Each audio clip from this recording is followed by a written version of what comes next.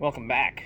We are continuing in our discussion of the laws of Basar B'Cholav, and we are continuing in Siman Pei Tes Sif Dalid. We last left our heroes discussing the cheese and the meat cooking in a soup, a mix, cooking with the water, and mittenrennen with the gvina and the basar. We are remiss if we don't discuss the second half of this halacha and dalit over here. So we talked about it first about you ate the cheese, now you want to eat the meat in the tavshil. So now we're going to finish off sif dalit over here. So the first half is talking about eating the cheese. We covered that in our previous shir. This shir is going to be the rest of the sif. Vasak the Rama and the Mechaber says, "V'chol shekain she'aser lach teich gvina." And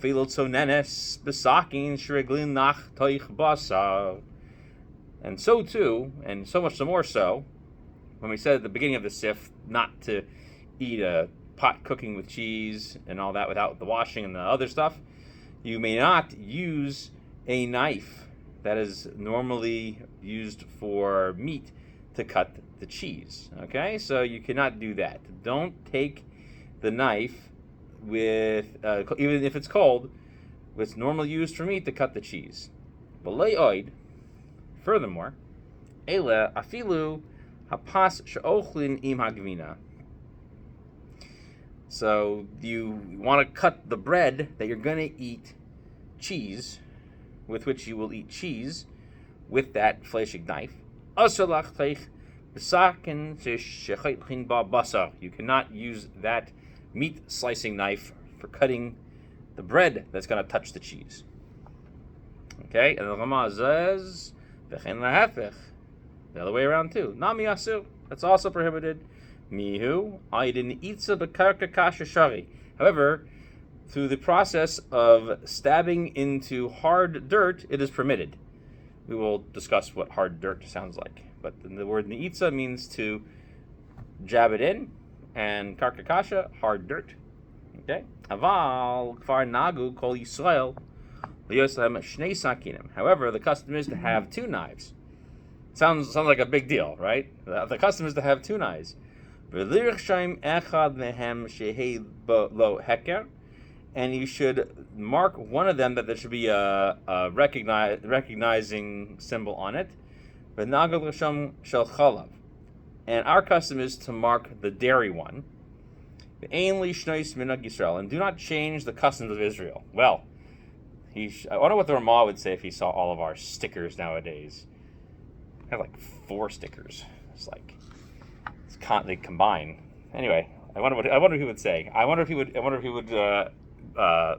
be happy about it, or if he would not like it. Now, where does this halacha come from? Is there permission to cut an item with the opposite type of knife when it's cold? Okay, so can you cut cheese with a knife that has been used for meat even when it's cold? So where does this come from? Well, obviously, we're going to start in the Gemara over here. Well, not obviously, but we should know that this does start in the Gemara. So Gemara in Chulin is Kuf Yud Aleph Amavez 111b. Chizkiah says, name of Abaye. The halacha is that dagim sha'al b'kara, if you put fish onto a plate, mutar l'ochel makutach, you may eat said fish with the dairy dip. Snain shechatchu b'sakin shechatach b'basar, if you take a radish, which you had cut with a meaty knife, asa l'ochel makutach, you may not eat that radish with the dairy dip. V'hanei milei, no, 1 second. Hani milei snoin, and when does this apply? Snoin, why? The agav churfe bala, because of its sharpness, it absorbs flavor. Aval kishois, but softer things like what are they called? Cucumbers. Okay, like cucumbers. Garir libe paske va'achil. You may scrape along the slice mark and eat it. Rashi says. So the reason why you can eat the kishos doesn't say anything else. You can eat the kishos, these cucumbers, because they are sweet, and the flavor doesn't go into them. only the fat just sort of floats on top and stays at the spot where it was sliced, and that can be scraped off, okay? Which is not the case for the snoin. And then he adds later on, but for the knife, sometimes there is a little bit of the beef fat that's crusted on it, and it's not recognizable. And when you cut a radish with it, it's going to put that flavor into the snoin because it's sharp. Okay, so that's between kishos and snoin. Furthermore, all right, so that's what he says. So, what we see from the Gemara over here is that something that is sharp, it can absorb flavor, even from a metal utensil. In this case, a knife. Okay, it can either absorb meat flavors or dairy flavors. And we say the reason for that is its sharpness. Okay. And so one of the things that it may be doing is either taking the flavor out of the knife, as Rashi is suggesting, or it's taking the flavor from the fattiness that's on the surface of the knife. We'll come back to that. Another thing is that if it's not sharp and it's sweet, you can then scrape it to get the actual fattiness off of it. Then you can eat it. And let's see. We didn't mention lefes yet, but just know there's something else that we'll come to in a minute, which is a turnip, which is also sweet, which would also be okay. It's a little bit harder than cucumbers, but something else to note. Okay, so there's a bunch of Rishonim who talk about this. So here's the list of the Rishonim: Rashi, Tosos, the Rif, the Rambam, the Ritba. I'll explain the Gemara in the following way: that when you have a case of, which we didn't get to lefes yet. Where I missed that. All right, so just know that lefes is one of those things. This is not really its main spot, but it gets mentioned in the Gemara here. I didn't make a note for it. Okay, they all seem to allow this thing to happen. The Rush, however, and the Rashba, in his book, the Torah Sabayas, he says that there might be different. You might not need to actually scrape it. You just need to rinse it. Okay, so that's in between those two opinions. The Ron says that you cannot just rinse off these cucumbers. You have to actually scrape it. Okay, so that's something hard. Okay, and that's the main thing. So the reason why is because when you're washing it, it's going to actually go into it a little bit more because cucumbers are getting a little bit soft. Okay, turnips are not that way. The Rishonim all mentioned the turnips. I didn't make a note for the turnip thing over here, so I apologize. I thought I had the Gemara listed here. I don't want to take up time looking for it again. So that's what they basically say is the way you fix these things. So we're gonna get to the bread in a minute. The Prima Ganim discusses the Torah Sabayis over here, and he says, I don't understand why would you need to rinse it off. He says if it's a clean knife, okay, why would you need to rinse it? So there's another opinion that basically says that maybe it needs to be a little bit sharp. So he's saying that there's a little bit of a misunderstanding of how the Gemara works. However, the Beis Yosef says that you cannot cut the cheese with a meat knife, even if it's cold. Even for many of these reasons over here, which is that we're not sure if this leniency of the Rashba would ever apply, and you definitely can't wash off bread. So because bread is very similar to cucumbers, it's a grainy surface, and the schmaltz, the fattiness from the knife might get into it. So therefore, you have to scrape the surface, and can't just rinse it off with water. So that's why the Beis Yosef brings it here to say that you cannot use a meat knife to cut neither cheese nor the bread that will be served with cheese. Okay, so what is the deal if you cut the cheese with a meat knife? Okay, or if you cut that cheese after you cut something in between it? Okay, so the Gemara asks an interesting question. So it says that the Gemara continues on Kuf Yud Beis further down about if you go ahead and cut turnips and you cut the leaves off the turnips with this knife, it's fine. But if you cut cabbage, it's a problem. Okay, And so then if you then go back and go ahead and cut the turnip again, it seems to be fine. So the Gemara goes back and forth. So Rashi says, so a turnip is not sharp but sweet. Okay, and so therefore, even though we said earlier that you leave some of the fat on it, the flavor of the turnip overpowers that. However, on cabbage, it's not the taste. It's not the taste. It leaves the taste. Sorry, doesn't meant to say. And then if you go ahead and then go back to cut the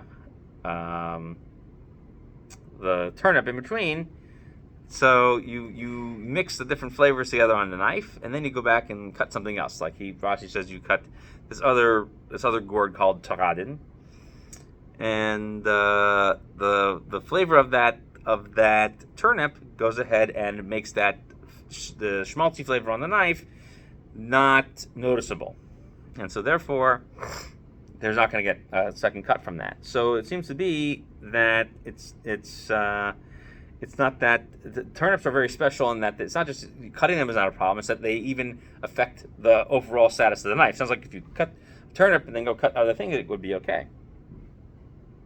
Okay, so does anything else behave like a turnip?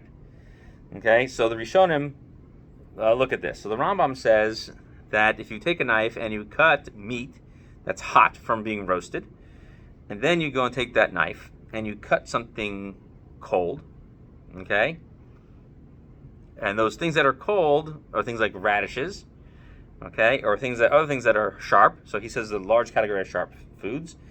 You may not eat those foods now with dairy; they're considered meaty. If you went ahead and cut meat and then cut cucumbers, okay, or he brings up here an avatiach, which is a type of melon, which is sweet, you just scrape at the outside and you can eat the rest of it even with milk. I don't know why you want to eat it with milk, but you could eat it with milk, right? You could put your melon with some cottage cheese. But I don't know if you had cottage cheese. They didn't have cottage cheese. Rama didn't have cottage cheese. Don't think I've said Rama has had cottage cheese. I'm saying that we could have had it with cottage cheese, but he's talking with milk. Maybe they would have had a glass of milk.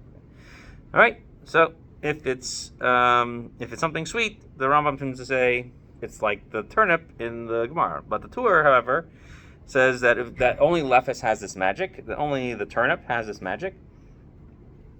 And it's also not because of its sweetness, because it has a special sweetness in the turnip. So that's what it comes down to. So it's a question of so the difference between the Tur and the Rambam is the question of if it's just the sweetness or if it's the sweetness and the special taste. And also, generally speaking, in halakha, it's also important to understand that sometimes the Gemara is meant to be taken literally, and sometimes the Gemara is meant to be taken liberally. So it's machlokes rishonim which way to understand it. So that's how this one kind of boils down. The Pri Megadim explains their machlokes this way. He says that there's actually a little bit of strength to the turnip. And it's just that it has a very powerful flavor. So that seems to be the main thing. So he says, like, for example, if you cook turnip in water, it makes the turnip flavor less intense, and so it would have a different rule after the fact. And we'll come back to that stuff when we get into Davar Charav. Just know that it's not so clear that cutting other things in the middle of this knife is necessarily going to change the status of cutting this knife with other foods. So going back to cutting, usually the problems with charif. So in the Gemara, that seems to be the problem, which is that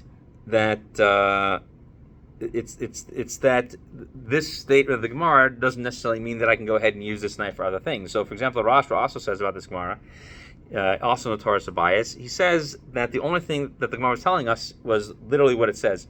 You can cut the turnip to then go ahead and cut the cabbage, which will not impact the cabbage. But anything else, this rule wouldn't apply. This is a very unique situation.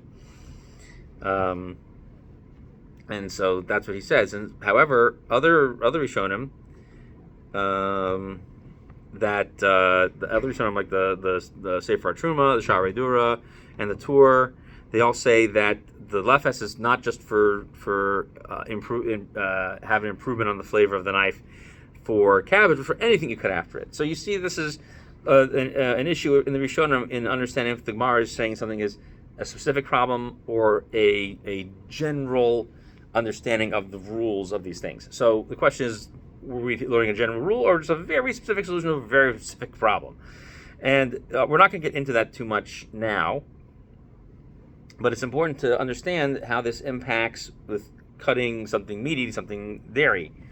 Okay, so what's really interesting is that the things that the Shach and the Marshal, they all say that even though they said you did, these are only for b'diavad situations. The Gemara wasn't even telling you a good idea. It was just if you did it and then you did that.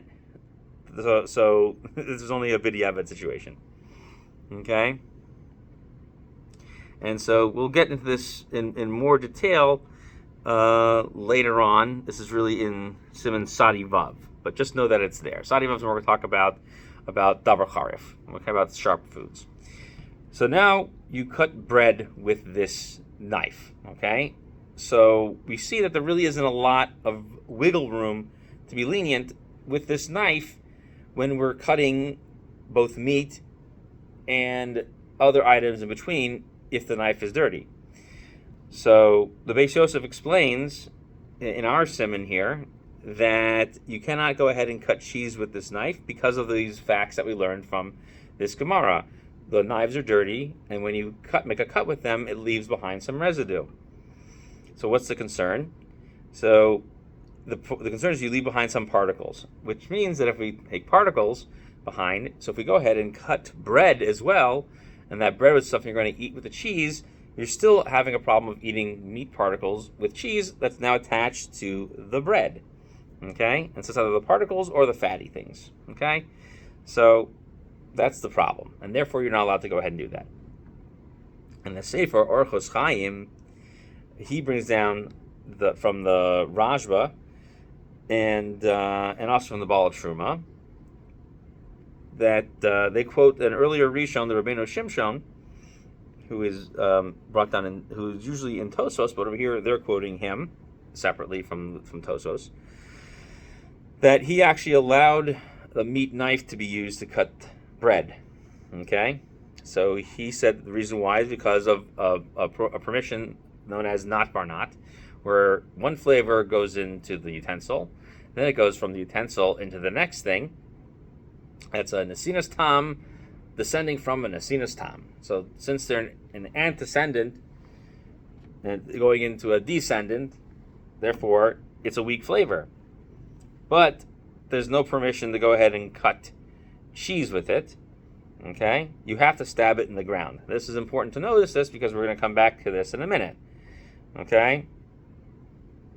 So he gives another things too. He says, not only have to go in the ground, you have to stab it in the ground 10 times. Or you need to take a smooth stone and run it over the top. Okay? Or you have to take a type of coal and run it over the surface.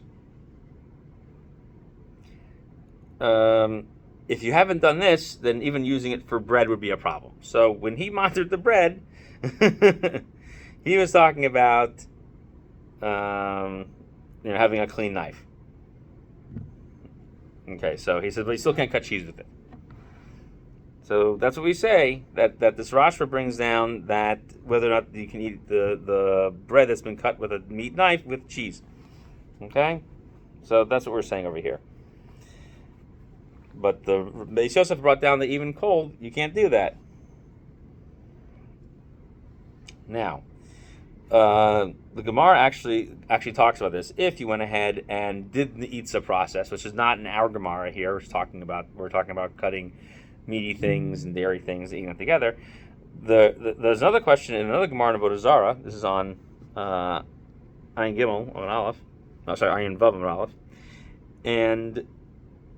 And the question is, once you do the process of cleaning it, which is to stab it in the ground, does that give you permission to go ahead and then cut cheese with it? Okay, because they're all going to be cold. So if I take a knife, hasakin shafa v'hitahira, I soften this, I scrub the surface, and then it's now tahor, it's clear. Okay, Amar Ukfa Barchama No, it's asar b'pamakarka. Stab it into the ground 10 times. Amar Huna B'rei Rav Yeshua Uva Karka She'ena Avuda. Right, it has to be ground that's not tilled. It has to be solid. Okay, so the knife punctures the surface.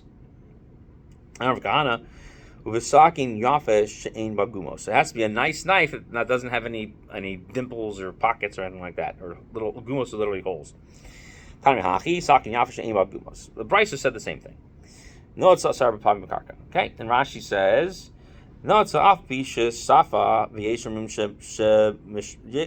mishaf shafa bebeged semer she'ena chalak u'ma'avir shamu nisa. Okay, so Rashi says to stab it is to mean even if you went ahead and scrubbed it, or it means that you've scrubbed it so much with a wool that's not smoothed out, and that moves off it. So from here, actually, Rabbi Akiva Eiger says later on in Tzadi Vav, we'll get to that later. He actually says that steel wool would suffice to go ahead and clean off the knife. This comes from Rashi over here. Tosfos says stabbing it around 10 times. So the Yerushalmi disagrees and says only 3 times. Okay, so it means that maybe 10 isn't necessarily, but since we see that our Gemara says 10 times, we should be strict on that. Okay, so it may have been a little bit of an overstatement, but it doesn't seem to be that way. Okay, so that's what the Gemara says. So the Shach says here.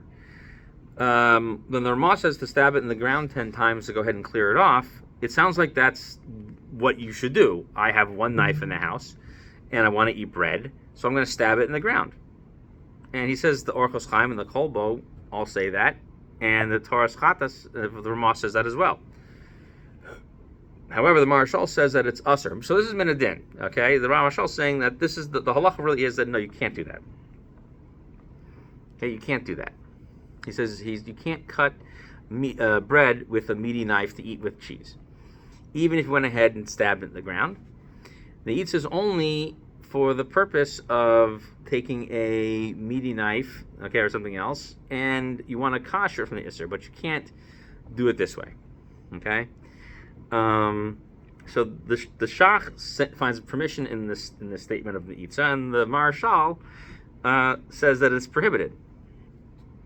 Okay, so the Kudus Kesef here seems to say on the Shach. So the Kudus Kesef is written either by the Shach or by his son. So this may be a horror from his son. So the Shach is basically saying that the reason for his being lenient is because we just want to remove the fat deposits along the surface and that type of residue.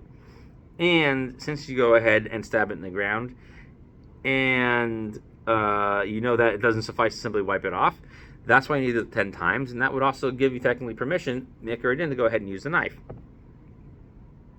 Okay? And this explanation is brought down by the Pri Megadim, the Minchas Kohen, the Knesset Gedola, and a lot of other people, and the Kaf HaChaim as well. So even according to Sfard, this should technically work. Okay, that's according to the Shach. The Taz says that when you say you can't cut the bread, this is not it's not simply to wipe off the knife. Okay, the Gebeis Yosef seems to imply wiping the knife would suffice, but it actually means that it's the case of the Rabbeinu Shimshon that it needs to be stabbed in the ground 10 times. So according to the Taz, after you stab it in the ground, then there's permission to go ahead and slice it as well. Okay, so to go ahead and to cut the thing, so you can stab in the ground 10 times. However, you maybe also be able to get away with simply wiping the knife clean because you have gone ahead and cleaned off the shamnunis. So that's a little bit of a different opinion. So this lenient opinion is brought down in the Chachmas Adam and the Aruch HaShulchan of the Taz. But the Shach, again, we said, is a little bit more stringent. So do with that as you may. So since nowadays some people bring down, so Dark Shuva brings down that nowadays we're a little bit better at cleaning stuff off. It's totally possible to rely on this in such a case. Okay. And he actually even brings even more lenient opinion, which is that when it's completely cold and nothing is sharp, that you might be able to go ahead and cut with this knife anyway. And the Pri Megadim actually brings this down here on this shach that we just learned. He brings down this opinion. Okay, so in a shas l'chak, you can rely on that. Simply wipe down the knife. And nowadays you can also use the posting don't say this, but you could technically just use soap. So the posting aren't saying it, but soap is a great way to break up lipids on the surface. The only reason why it's there is because they basically it's adhering to the surface, and it's not water soluble. But if you add a detergent to it, you've now broken the membranes, and that'll make it water soluble, and then you just clean off the knife. So that would be the lenient opinion here, without having to go ahead and get to the get to some hard ground. Okay, so the Pri Megadim further points out that even according to the Shach, that you wouldn't be allowed to go ahead and regularly go ahead and cut bread. In this case, they can't take a meat knife to cut bread, even though the Gemara seems to say that in that case in the Avodah Zarah. But all right, guys, he says that the Etzim, the Shach kind of sides with the Maharshal that we quoted, and the Knesset Gadol brings us down. That's according to many opinions of the Sfaradim. However, we saw the Chacham Sod and Aruch Shulchan, and they seem to say the Shach is arguing the other way, and the Kaf HaChaim, another Sephardic posuk, also seems to argue that way. So, since this is a machlokes posuk in the Rabbanan, you can be lenient in this case. And as I said, if you simply go ahead and take even a shmata with some soap and just rub the surface, or even just take soap along the surface and rub it off, it'll seem to clean it off. So in a real difficult case, you could go ahead and clean it off. And this would even make it permitted with cold cutting of the bread with even a treif knife, just to be clear. But right now we're still dealing with basar b'chalav questions. Now let's go ahead and take our knife and cut cheese with it. What happens afterwards? All right, we just said don't. The Shulchan says don't do that. But you went ahead and did it anyway because you weren't listening, or you weren't paying attention. You weren't this, you weren't that. So, Tosafos asked the question. So this Tosafos is actually a shchita question. So, why is it that people are lenient in the following thing? Why do they go ahead and use the shchita knife multiple times? Okay. Because technically, the neck every time you cut is a little bit hot, so it should prohibit you from using that knife to cut anything else. Okay, so he says that by the little bit of heat and the force of the knife, you should be absorbing the prohibited blood flavors. Okay, so the problem is that it doesn't really absorb that much. It's only going to absorb maybe at the end of the shechita, when the temperature is actually at its hottest, when the blood comes from the deepest part of the body. And the thing is that when we talked about cutting a radish, the problem is that you also needed a little bit of heat from the object itself, like a radish, and that's not really the same thing by shechita.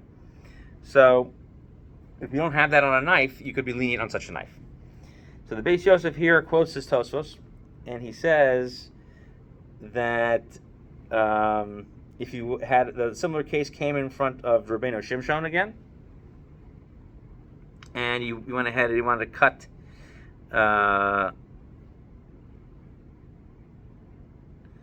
so he went ahead and cut with a meat knife. Okay, it was somebody who served it in the house, or they went ahead and they cut cheese that was not kosher. The cheese had been heated near a fire, so it was warm. Okay, and Rabbeinu Shimshon said that the knife is kosher and needs to simply be rinsed off. Okay, because these really are cold, and they're not, because the temperature doesn't really reach above Yad Soleil Espel. Okay, and the Kaf HaChaim says that when you go ahead and rinse off the knife, then you could go ahead and cut cheese with it. The Chachmas Adam says that if you went ahead and cut hard cheese, so like a Parmesan wheel or cheddar wheel, and you have a meat knife that cuts it, okay, or if you have another case where you cut cold meat with a dairy knife, okay, like you were cutting cheese with the knife, and take it. So then you have to kasher the knife by stabbing it in the ground. And this is also brought down in the Pri Megadim that this Tosos is not how we paskin. We paskin like the Rov Rishonim we brought earlier. We seem to learn that even a little bit of force here or there on it, that the knives, you shouldn't use them one to the other because they're not totally clean. But however, we still say that we don't really say that the force of the cut produces a little bit of flavor. We don't really say that, but we don't allow it. You don't allow it to permit us to go ahead and use it either. Okay, and so since we could go ahead and clean it, that's what we should do. So the Mechaber and the Ramah, as we see over here, still prohibit you to go from one to the other. Okay, and the Shach says that with a knife, even a regular knife, we have to assume that it is dirty. Okay, and they seem to take this opinion from what we saw in the Rosh from the Torah Sabayis, that even the bread and stuff, you have to be worried about because sometimes the stuff still stays stuck on the knife and you haven't necessarily cleaned it so well. And if you haven't done a full hechsher on it, that's also not appropriate. Okay? So the Pri Megadim says on the Shach, he says that if you're going to have a special knife just for bread, okay, as we like to call it, a bread knife, right? A brotmesser, then there's no question over here. The knife is just for bread, so there's no worry about the knife being clean or dirty. So that concern is simply because this knife is going all over the place. The Madnei Shulchan says that nowadays our knives are much cleaner, and we're able to use them in a much more clean state. So as long as we go ahead and use some detergent on the surface, that should be fine for this as well. Okay? And we also don't have a lot of problems with the knife surface itself. But you can't use serrated knives that have those little tiny serrations on the bottom because things will get stuck in those little pockets over there. Okay? And he only gives this in a situation when you don't have dirt to go stab it into. Like you're in an apartment building and it's too far to go find the dirt. That's when you can rely on that. And again, it's not his chiddush. It's also mentioned in Rabbi Akiva Eger in Siman Sadi Vav. Okay?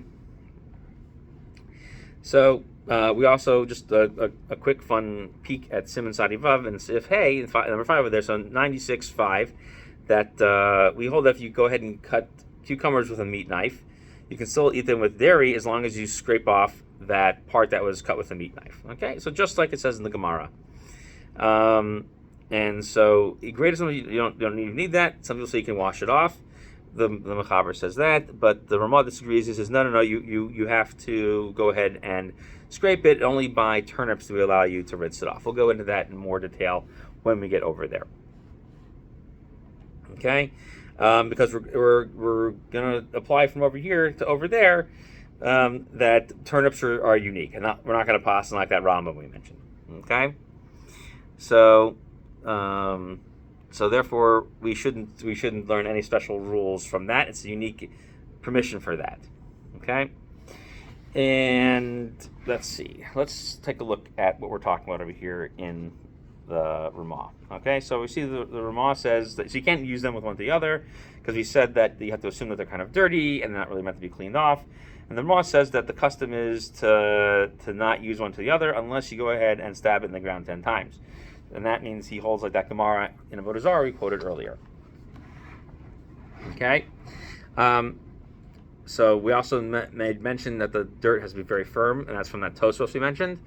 And the Shach says that if there's any type of imperfections in the knife, stabbing in the ground won't suffice. You have to give it a thorough cleaning altogether. Okay? And the Chachmas Adam explains that the Itza is not meant to be a replacement. It's only like, you're really not supposed to use that to go ahead and cut other things with it. Okay? And maybe if you only have one other knife, you can use this. But since our knives are a little more on the cleaner side or whatever, as we mentioned from the Madnei Shulchan, if you have like a detergent or something like that you can clean it with, or a scrubby thing, it's even better. Okay? So let's go over the halachas here real quick. Okay, so the halachas are that the Gemara teaches us that cutting sharp items, the foods that have their own sharpness in them, are an issue, and the flavor goes into the knife or out of the knife. Okay, so if it's a meat knife, you make the radish meat, and if it's a dairy knife, you make the radish dairy, because the sharpness transfers flavor. But if it's not sharp and it's kind of sweet, like cucumbers, then you just scrape it off. And then there's a magic rule by the turnip that it's hard and has its own special sweetness to it, and doesn't even need to be cleaned. All right, and we poskin like the overwhelming majority of people that hold you don't need anything for it, but you can't apply that rule to anything else. Okay, so you can't take a meat knife and cut cheese with it. Okay, even if it's cold. Now, the Gemara says that if you went ahead and cut the meat with a knife that had cut a turnip, we mentioned this special rule. So, that whether or not it could be used for other things, and we say, according to the Rambam, you could. According to other Rishonim, especially the Rashba, you cannot. We poskin like the Rashba. Okay. Can we rely on let's see. Okay, if you cut the bread with a meat knife, and can you go ahead now that you did it? Can you eat cheese afterwards? We said you can't do it l'chachila, but he went ahead and did it. So what do we say? So the Rashba says that even when you cut the bread with this knife, you cannot. If you went ahead and cut the bread, if you cut the bread with this knife, you cannot eat it with it. You cannot use a meat knife with it. So it means that you couldn't do anything with it. However, we saw that the other Rishonim held that they could be lenient on the bread. So there's a chance if you already had cut it, you could possibly be lenient. So the Rashba holds not to do that. But if it's the only bread that you have, maybe you could be lenient in such a case. And if you went ahead and when we said that you can go ahead and clean the knife by stabbing it in the ground, can you do that all the time? So the Shach says that yes, you technically could, but the Marshal says you technically cannot. And then the Taz says that by stabbing it in the ground is fine, and even rinsing it is fine. That especially if you're just going to cut the bread with it. And there's a lot of people who hold like this Taz to be lenient. However, that is not the minhag. The minhag is to be strict. So the question is, this is a question of b'diavad. So therefore, if you go ahead and cut meat with if you cut cheese with a meat knife, so in this case, you're going to have to go ahead and rinse the surface. Okay. You're gonna have to rinse it off. So that is the Kaf HaChaim. He says that. The Chacham Sodom says that if you cut hard cheese with this knife, then you have to then stab the knife in the ground, and then the spot that you cut, you need to scrape that off. Okay. The Chaber and the Ramah passing like the Rashba that eating the bread with that's been cut with a meat knife with cheese, you may not do that, and that's because of either the fat left on it and also the pieces left on it as well, and I'll stick to that. And so again, if it's a case of great need, the Shach says that it depends on if you see the stuff on it or not. So we need to assume that it is dirty, but if it is clean, okay, or if you make a special bread knife for it, then you can go ahead and have it. Okay, the Madnei Shulchan says that cleaning it with soap will suffice if you can't find a place to cut it or a place to stab it in the ground. And we don't rely on assuming that cutting with a turnip in the middle is going to affect that. So that is the main thing that we see from these two seifim, and we will follow up. We have finished Gimel and Daled Be'iyun, and we'll follow up with a review for Seifim Gimel and Daled with a later video. Thank you for joining, and we look forward to continuing with you even further into Siman Tzadi as we learn about something called the Kachal, which is the udder, and it will be utterly entertaining. Take care.